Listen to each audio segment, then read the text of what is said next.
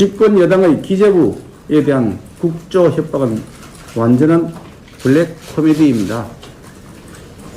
민주당 이재명 후보가 탁상 행정 운운하면서 기재부를 비난하기가 무섭게 민주당은 기재부를 국정조사하겠다는 얼음장을 놓고 있습니다.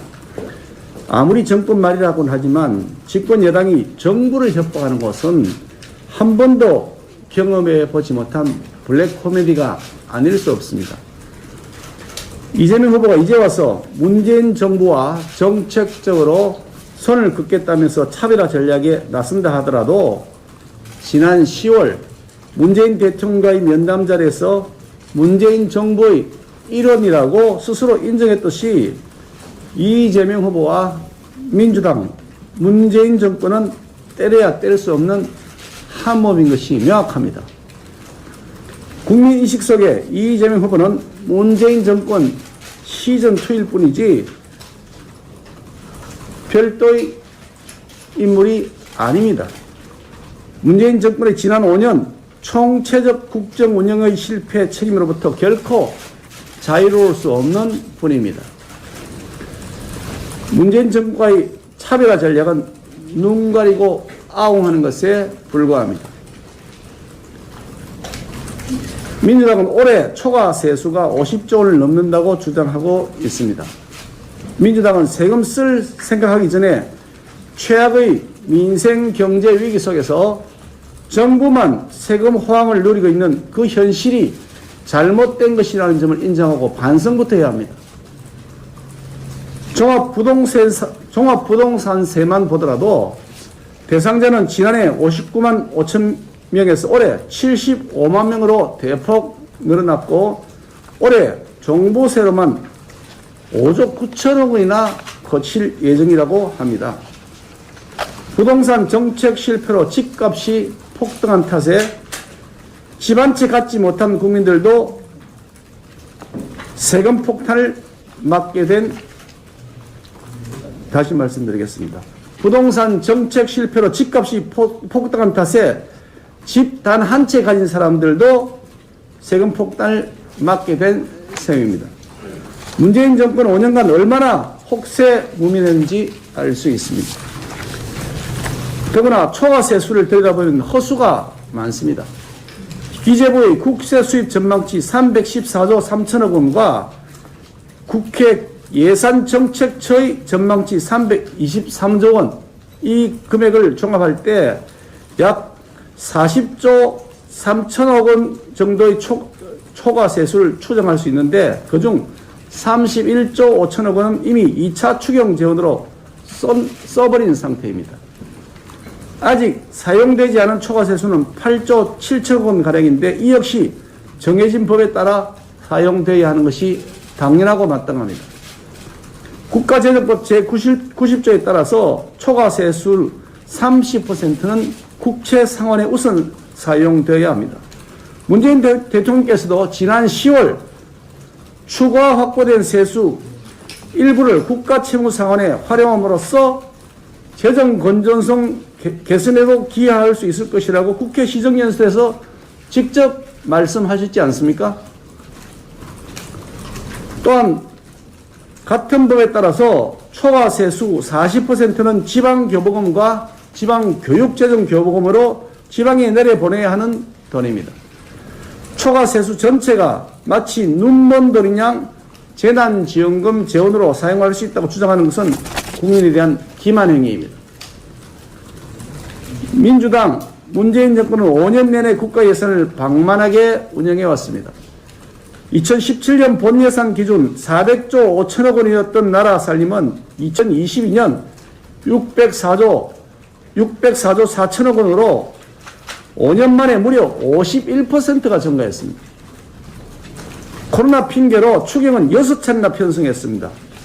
이것은 6.25 전쟁 당시에 준하는 수준입니다. 그 결과 국가 채무는 문재인 정권 동안만 무려 400조 원 가까이 늘어났고 나라 빚이 1000조 원 시대를 기어이 열고야 말았습니다.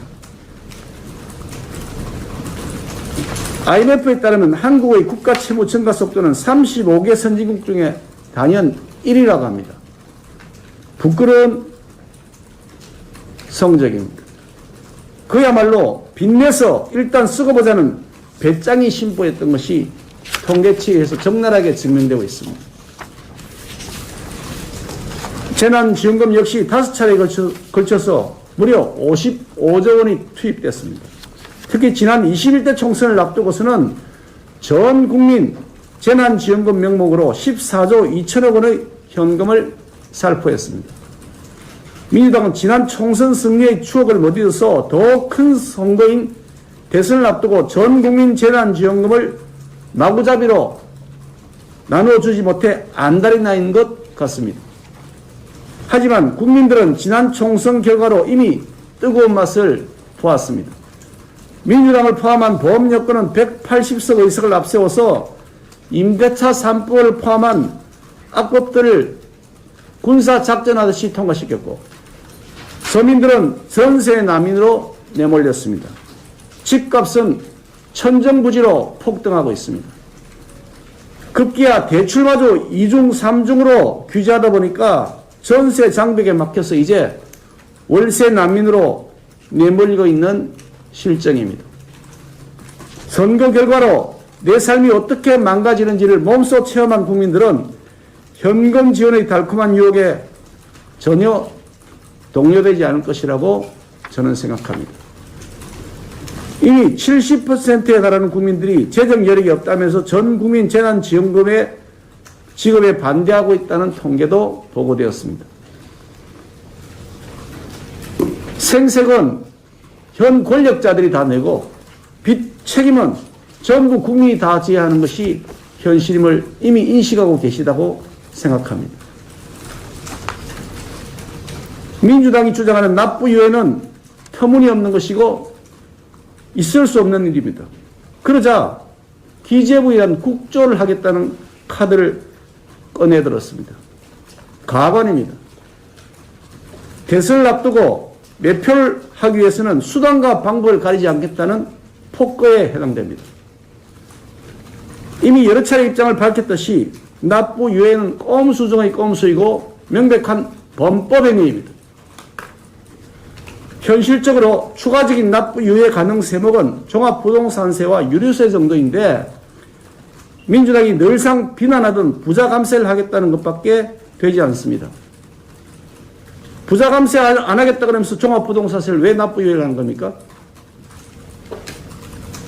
그러나 국세징수법에 따른 납세 유예 요건이 많지 않아서 현행법상 가능하지 않은 정도가 아니라 아예 불법입니다. 기재부를 포함해 공직자들이 민주당과 이재명 후보의 매표 행위에 만약 굴복하고 동조한다면 그것은 업무상 국고손실죄, 직무유기죄, 배임죄 등 법적 책임에 해당될 것입니다. 우리 당은 그 법적 책임을 반드시 묻고 고발 조치할 것입니다. 구상권 청구는 물론이고 구상권 청구에 따라서 개인적으로 배상해야 할 책임까지 수반될 것입니다. 아울러 공무원의 재직 중의 범죄로 해서 유죄의 판결을 받아서 그 해당 공무원이 연금이 박탈되는 상태도 이룰 수 있는 중환범죄임을 기억하시기 바랍니다. 홍남기 경제부총리 역시 백기 투항할 생각에는 아예 일찌감치 접기를 바랍니다. 지금까지처럼 여당 주장에 적당히 반대하는 척하다가 백기를 든다면 무거운 법적 책임과 정치적 책임을 지게 될 것임을 엄중하게 경고합니다. 코로나 위기는 현재 지금도 진행형입니다. 지금도 많은 소상공인 자영업자들은 벼랑 끝 위기에서 빚으로 간신히 버티고 있습니다. 이들이 무너지면 국가 경제는 더 큰 위기를 겪게 될 것입니다. 한정된 국가 재정을 어떻게 효율적으로 사용하는지 그게 바로 능력이고 실력입니다. 우리 국민의힘은 꼭 필요한 곳에 국가 재정을 사용하도록 할 것입니다. 새 정부가 출범하면 문재인 정권의 잘못된 정책을 바로잡고 불급한 예산을 구조조정하는 방식을 우리는 택해 나갈 것입니다. 민생과 무관한 한국판 뉴딜 사업, 태양광업자들 배만 불려준 탈원전 사업, 세금 주도형 단기 일자리 사업, 일방적 대북 지원 사업 등 반드시 손보겠습니다. 그것을 통해서 확보된 재원으로 위기의 소상공인과 자영업자들을 우선 지원하도록 하겠습니다. 이재명 후보의 선동적 주장은 빚내서 생색내기일 뿐인데 비해서 국민의힘 윤석열 후보의 정책 기조는 지출 구조조정을 통한 민생 구하기입니다. 현명한 국민들께서 민생을 이 지경으로 만들어 놓고서도 끝까지 국가 재정을 바닥내지 못해서 안달난 민주당과 이재명 후보가 자신의 돈도 아니고 국민이 책임져야 될 국민의 돈을 가지고서 생색낸다고 속지도 않을 뿐더러 대선에서 오히려 심판의 표를 던질 것이라고 저는 확신합니다.